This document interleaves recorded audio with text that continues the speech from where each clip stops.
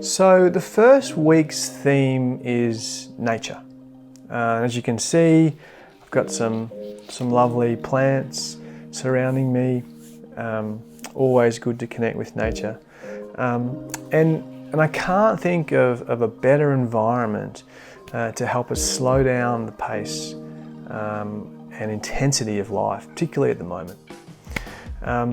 It's by deliberately and intentionally being with and connecting to nature that we can create an attitude of acceptance for life as it is, rather than what we'd like it and wish it to be. It's through being absorbed in nature that we can also learn to let go of our judgments of ourselves, our judgments of others, and our judgments of life's circumstances and situations. And we can just be curious to our experience as it is.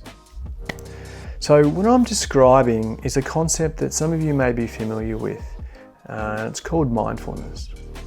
So put simply, mindfulness is really about paying attention to the here and now with acceptance and curiosity. So while meditation can be a form of mindfulness, there are some important and practical differences between the two. The biggest is that mindfulness can be practiced at any moment and in any environment and at any task. So while awake, we can do anything mindfully, but also equally, we can also do anything mindlessly. And what we know through neuroscience is when we aren't paying attention in particular to anything, our minds tend to wander mindlessly, and that is also prone to high levels of stress, anxiety, and suffering. So when we're mindfully engaging through our senses with the world, we're better able to perform at tasks, deepen our focus, make better decisions, and regulate our energy, mood, and emotions. So put simply, when we're mindful, we're better able to elevate our wellness. So to start taking better care of ourselves, we first need to prioritize and create opportunities to break the circuit of life. We can do this by finding moments throughout the day to connect mindfully to our experience through only our senses. This helps us let go of our thinking and the judging mind and all of the emotionally charged associations and create moments of peace and vitality.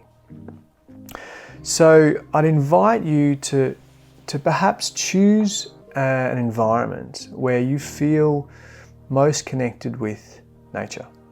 So this could be at a local beach, it could be at a park, or if you're in lockdown and restricted, it could be in your own backyard or sitting on your own balcony.